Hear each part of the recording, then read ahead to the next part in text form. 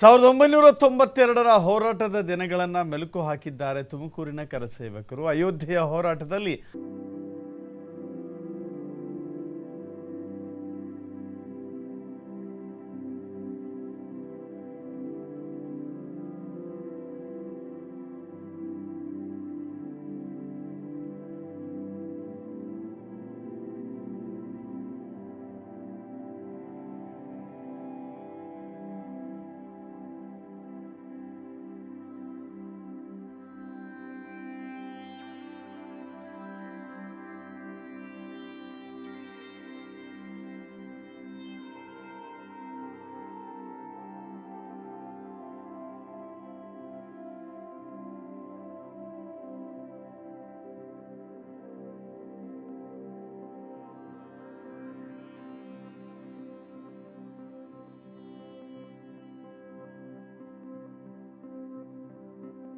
ಅಯೋಧ್ಯೆಯಲ್ಲಿ ರಾಮ ಮಂದಿರ ಉದ್ಘಾಟನೆಗೆ ಇನ್ನೇನು ಕೆಲವೇ ಹೋರಾಟದಲ್ಲಿ ಭಾಗಿಯಾಗಿದೆ. ಯಾವ ರೀತಿಯಾಗಿದೆ ಸರ್ ಅವತ್ತಿನ ಹೋರಾಟ?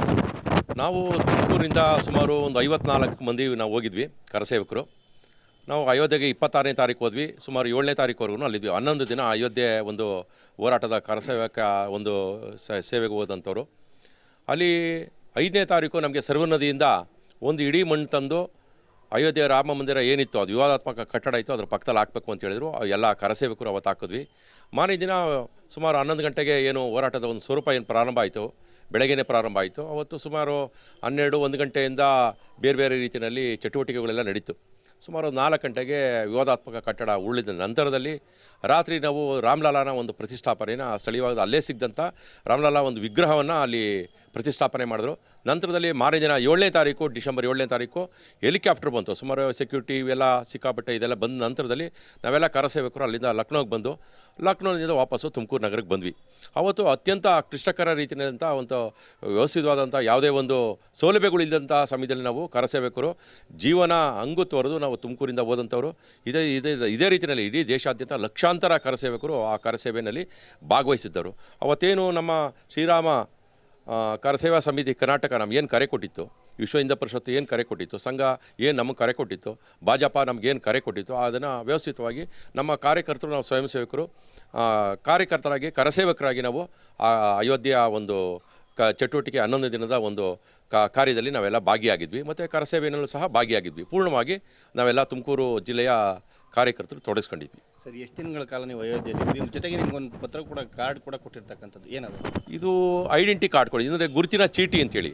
ನಾವು ತುಮಕೂರಿದ್ದಂಥ ಹೋದಂಥವ್ರು ಇಡೀ ರಾಜ್ಯಾಂತ ದೇಶದಲ್ಲಿ ಇರೋವಂಥವ್ರು ಎಲ್ಲರಿಗೂ ಸ್ವಯಂ ಸೇವಕರಿಗೆ ಅಂದರೆ ಏನು ಕರಸೇವಕರಿಗೆ ಈ ಥರದ್ದು ಒಂದು ಐಡೆಂಟಿ ಕಾರ್ಡ್ ಕೊಟ್ಟಿದ್ದರು. ಅದು 2000 ನಾನು ಹೇಳ್ತಾರೆ 1992ರಲ್ಲಿ ಕೊಟ್ಟಿರೋವಂಥದ್ದು ನಮಗೆ ಇಲ್ಲಿ ತುಮಕೂರಲ್ಲೇ ಕೊಟ್ಟಿದ್ರು ಈ ಕಾರ್ಡ್ನ. ಆ ನಂತರದಲ್ಲಿ ಇದನ್ನ ಇಟ್ಟು ಯಾವಾಗಲೂ ಜೊತೆಗಿರಬೇಕು ಅಂತ ಹೇಳಿದ್ರೆ ನಾವೆಲ್ಲ ಜೊತೆಗೆ ಇಟ್ಕೊಂಡಿದ್ವಿ. ಆದರೂ ಸಹ 31 ವರ್ಷ ಆದರೂ ಸಹ ನಾನು ನೆನಪಿಗೋಸ್ಕರ ಏನು ಶ್ರೀರಾಮ ಮಂದಿರದ ಒಂದು ಉದ್ಘಾಟನೆ ರಾಮಲಾಲಾನ ಏನು ಪ್ರತಿಷ್ಠಾಪನೆ ಆಗ್ತಾಯಿದೆ ಇದನ್ನು ನೆನಪಿಗೋಸ್ಕರ ಭಾಳ ಸಂತೋಷ ಆಗಿದೆ.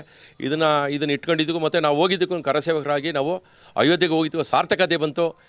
ಎಲ್ಲ ನಮ್ಮ ರಾಮ ಭಕ್ತರಿಗೂ ಸಹ ಒಂದು ಸಿಹಿ ಸುದ್ದಿ ಅಂತೇಳಿ ನಾನು ಭಾವಿಸ್ತಾ ಇದ್ದೀನಿ. ಮುಂದಿನ ನಾವೇನು ಕಳೆದ 500 ವರ್ಷಗಳ ಒಂದು ಸುದೀರ್ಘ ಹೋರಾಟದ ನಂತರ ಏನು ಜನವರಿ 22ನೇ ತಾರೀಕು ರಾಮ ಅವರೆಲ್ಲ ಒಂದು ಪ್ರಾಣ ಪ್ರತಿಷ್ಠಾಪನೆ ಆಗುತ್ತೆ. ಅದಕ್ಕೆ ಭಾಳ ಸಂತೋಷ ಇದೆ ನನಗೆ. ಮೆಮೊರೇಬಲ್ ಆಗಿ ಇಟ್ಕೊಂಡಿರೋಂಥ ಘಟನೆಗಳೇನು? ಅದು ನೀವು ಕೇಳ್ತಾ ಇರೋ ಪ್ರಶ್ನೆ ಸತ್ಯವಾಗಿದೆ, ಸಹಜವಾಗಿದೆ. ನಮ್ಮ ಏನಪ್ಪ ಅಂದರೆ ನಾವೆಲ್ಲ ತುಮಕೂರು ಕರಸೇವಕರ ಸಂಘದಲ್ಲಿ ನಾನೊಬ್ಬ ಕರಸೇವಕ ಹೋಗಿದ್ವಿ. ಎಲ್ಲರೂ ಒಟ್ಟಿಗೆ ಸುಮಾರು ಇಲ್ಲಿಂದ 55 ಜನ ಅಷ್ಟೇ ಹೋಗಿದ್ವಿ. ಹೋಗಾದ್ಮೇಲೆ ಏನಾಯಿತು ಅಂದರೆ ನಮ್ಮ ತುಮಕೂರಲ್ಲಿ ಯಾವ ರೀತಿ ಕರೆ ಕೊಟ್ಟಿದ್ರು ಆ ರೀತಿ ಇಡೀ ಇಂಡಿಯಾದಿಂದಲೂ ಅಯೋಧ್ಯೆಗೆ ಕರಸೇವಕ ಬರೋದಕ್ಕೆ ಆಹ್ವಾನ ಆಯಿತು. ಅಲ್ಲಿ ಹೋಗಿ ಎಲ್ಲ ನೋಡಿದಾಗ ನಮಗೆ ಭಾಳ ಒಂಥರ ಸಂತೋಷ ಆಯಿತು. ಮಿಲಿಟ್ರಿ ಆಫೀಸರಿಂದ ಹಿಡಿದು ಪೊಲೀಸ್ ಅಧಿಕಾರಿಗಳಿಂದಿದ್ದು ಯಾರು ಸಹಕಾರದ ಅಧಿಕಾರಿಗಳು ಇದ್ದರೋ ಎಲ್ಲರೂ ಪ್ರತ್ಯಕ್ಷವೋ ಪರೋಕ್ಷವಾಗಿ ನಮಗೆ ಶ್ರೀರಾಮ ಮಂದಿರದ ಉದ್ಘಾಟನೆಗೆ ನಮಗೆ ಸಹಾಯ ಮಾಡಿದ್ರೆ ಹೊರತು ಯಾವುದೇ ವಿರೋಧ ಭಾವನೆಯೂ ಇಲ್ಲ. ಇದು ಕಳಾಖಂಡಿತವಾಗಿ ಸತ್ಯದ ಸಂಗತಿ. ಆಮೇಲೆ ಇನ್ನೊಂದೇನಪ್ಪ ಅಂದರೆ ಮಾಮೂಲಿ ಇದ್ದೇ ಇರುತ್ತೆ, ಮನುಷ್ಯ ಆದಮೇಲೆ ತಪ್ಪಿರುತ್ತೆ, ಒಪ್ಪಿರುತ್ತೆ. ನಾವು ಆದರೆ ಸೂಕ್ಷ್ಮ ಕಾಣುವಂಥ ತಪ್ಪನ್ನೇ ನಾವು ದೊಡ್ಡದಾಗಿ ಹೇಳೋದಷ್ಟು ಇದಿಲ್ಲ. ಯಾಕಂದರೆ ಭಾರತೀಯರೆಲ್ಲರೂ ನಾವೆಲ್ಲ ಭಾರತದವರೇ, ಇದರಲ್ಲಿ ಯಾವುದೇ ಇದಿಲ್ಲ. ಹೇಳಿದ್ನಿಲ್ಲ, ಕೆಚ್ಚದೇ ಇರುವಂಥ ಕರಸೇವಕರು ಯಾವುದೇ ಕಿಚ್ಚಿಲ್ದಲ್ಲೇ ಯಾವುದೇ ಒಂದು ಭಾರತದ ಸಂಸ್ಕಾರ ಸಂಸ್ಕೃತಿಗೆ ಲೋಪ ಇಲ್ದಲ್ಲೇ ನಾವು ಅಲ್ಲಿ ಕರಸೇವೆ ಸಲ್ಲಿಸಿದ್ವಿ. ಇದಿಷ್ಟು ಕೂಡ ಕರಸೇವಕರ ಮಾತಾಗಿರ್ತಕ್ಕಂಥದ್ದು. ಕ್ಯಾಮ್ರಾ ಪರ್ಸನ್ ನವೀನ್ ಜೊತೆ ಸಂತೋಷ್ ನಿಟ್ಟಳ್ಳಿ, TV5 ಕನ್ನಡ.